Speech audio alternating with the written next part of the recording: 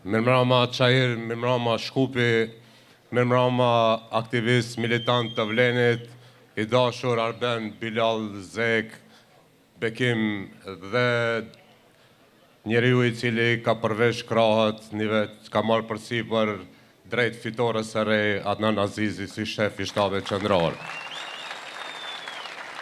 Jemi këtu në sheshin Skënderbej, jemi këtu në shtabin e fitores, prandaj edhe në promovim shtabi shndrohet në tubime ku i vjen era e fitores, sepse i fituam ata kur u bën bashk 4 komunitete, 9 parti politike, tash edhe me Taravarin 10, edhe me 10 do i fitojmë sepse ja vlen. Mendoj se ato që i njohin rrethonat politike, antarësia e Aleancës për Shqiptarët është antipod i BDI-s që në themelim e deri më sot, kështu ndodhi edhe vitin e kaluar ku e braktisën liderin sepse e gaboi rrugën, kështu do ndodhë edhe tani do e braktisin Taravarin dhe jem bashkangjish çdo ditë më tepër e tërë antarësia Arben Fetaut dhe Vlenit dhe asaj që mundohet për kauzën shqiptare. Unë juftoj, deri sot ndoshta më pak kemi folë, sepse kemi përvesh krahët për të përmirësuar gjendjen e shqiptarëve deri më tani.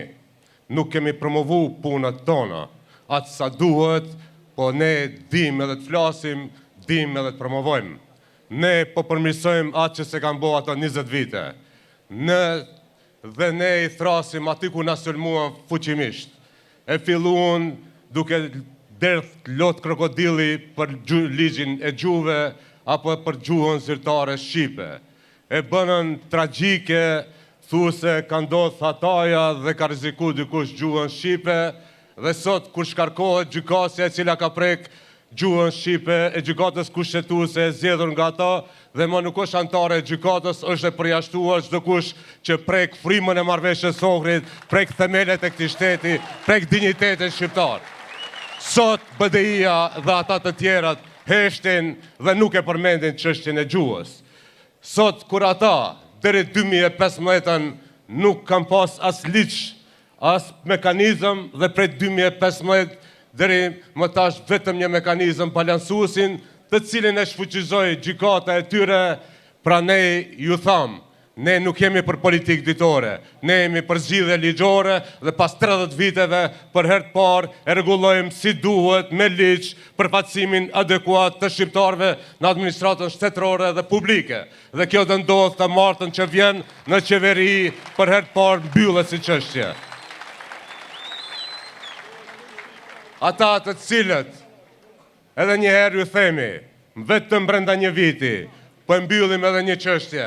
30 vite flitet që medresantët nuk kanë perspektivë dhe nuk mund të regjistrohen në fakultete, mbetin në rrugëve dhe këtë drejt, pikërisht pra është Vleni, ku pikërisht Zekriaj është marrë me këtë çështje dhe sot në enert të qeverisë është fut jo me manipulim si që bën ato për zgjedhje për të fituar pika politike, pra ligj i posaçëm për rregullimin e medresës Isa Beu në Republikën e Maqedonisë së Veriut, që ata mos një herë për gjithmonë të mbyllet si çështje.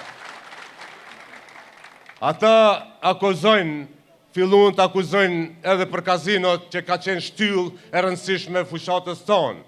Ne themi vazhdoni të flitni sepse nuk kemi harruar, po tash dalin rezultatet. Vetëm brenda një viti, edhe ne jemi habit 226 faqe online të kazinove që i ka hap BDI dhe Artan Grupi, më veç janë të mbyllura dhe po ashtu koncesionet më një jo ligjore për të çka është ngrit, edhe procedurë ligjore për cilën do përgjigjet, janë të mbyllura dhe po punojmë mënyrë sistematike që edhe këtë çështje, jo me fjalë, me ligj, që një herë për gjithmonë të fillojnë të mbyllen këto kazino në për lagjet tona, në për mahallet tona, sepse ato votën legitimitetin shqiptar e shndruar në hapje të kazinove dhe kredive të shpejta. Ato filluan dhe me qëllim i lam që dalin që është prek përfaqësimi adekuat i shqiptarëve, 0 në këtë institucion, 0 në atë institucion. Dhe murën përgjigjen sot fillun të numrojnë me kalkulatorët e tyre, po ju prish kalkulatori, më nuk i përmendin punësimet, dhe unë këtu publikisht ju them, zgjidhe Ali Ahmeti dhe BDI vitin më të mirë ku ka pas më shumë punësimet shqiptarëve dhe krahasojmë me këtë vit pra të Vlenit dhe ju bindi që kjo është viti më i suksesshëm për përfaqësim adekuat të shqiptarëve në administratën shtetërore dhe publike. Ata përmendin frymën e marrëveshjes së Ohrit. Një prej shtyllave të marrëveshjes së Ohrit është decentralizimi.